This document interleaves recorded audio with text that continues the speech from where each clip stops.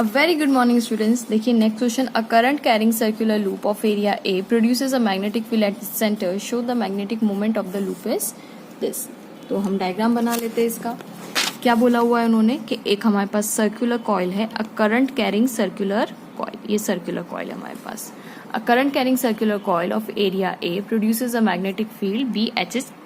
So let's suppose करते हैं कि इसका करंट कैरिंग इधर है, ये करंट कैरिंग कोई मना मान सकते हैं, कोई दिया हुआ नहीं है, लेकिन हम लेट्स सपोज ये करंट कैरिंग लूप है ऑफ एरिया ए। इसका एरिया कितना है? ए है।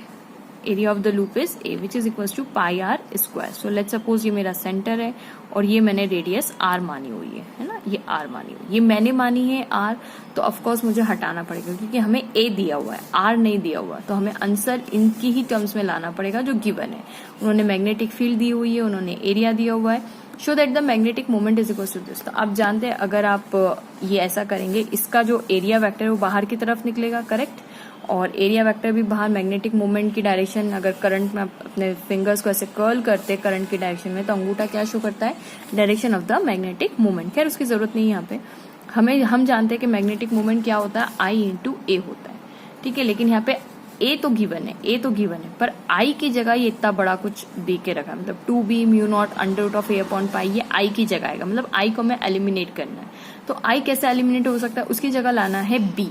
तो आप जानते हैं कि current carrying circular coil centre पे जो मैग्नेटिक फील्ड निकलती है वो कितनी निकलती है? Due to the current carrying circular coil is equal to B is equal to mu nought I upon 2r। Correct, मैंने फिर बताया आर मैंने माना, उसको हटाना पड़ेगा। तो यहां से मैं आर की वैल्यू निकाल सकती हूँ, A is equal to pi are square. तो आर की वैल्यू कितनी होगी students? R square is equal to A upon pi. तो आर की वैल्यू कितनी हो गई? Under root of A upon pi. देखिए हम क्वेश्चन के नियर है, under root of A upon pi आ गया। तो यहाँ पे आर को मैं एलिमिनेट करके ये लिख देती हूँ और आई को भी हटा देती हूँ। तो पहले मैं आई को हटा देती हूँ, आई यहीं पे रखते, बाकी सब उधर भेज देते हैं।